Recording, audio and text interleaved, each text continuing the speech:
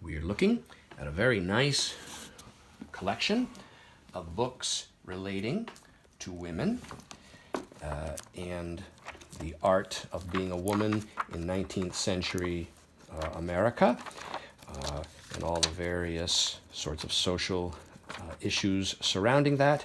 This book here is just a general history of women. It's part of a larger set, but it stands alone and complete unto itself. This is the volume in the whole set that was pertaining just to women. Beautiful leather binding, really. All edges of it are gilt and raised bands, gilt decorated compartments. And this Hannah More right here she was, of course, a very famous female author in her day.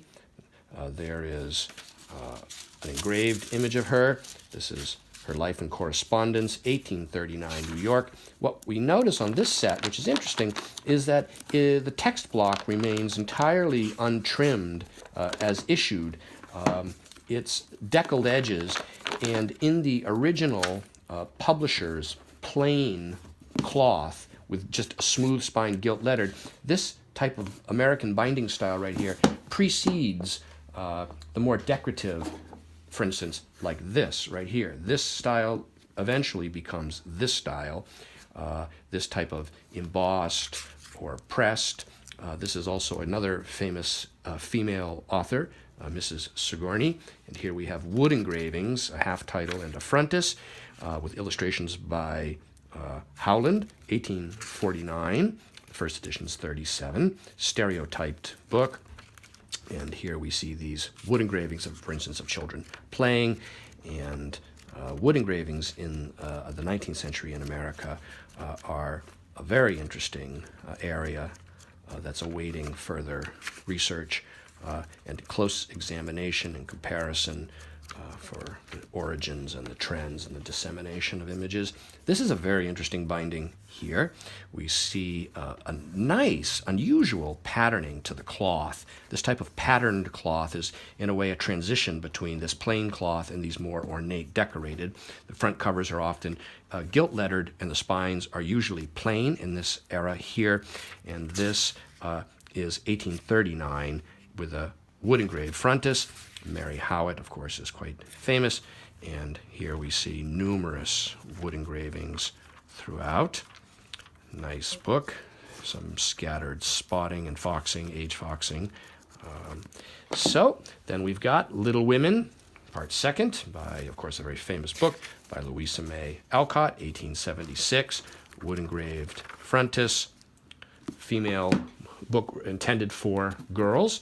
This is a book, The Modern Woman, and this is 1868, and this is an example of a publisher using an earlier binding style. This is interesting, these topics, Little Women right there, Foolish Virgins, the girl. Look at this, very interesting. A word for female vanity, the abuse of matchmaking, wives, and so on.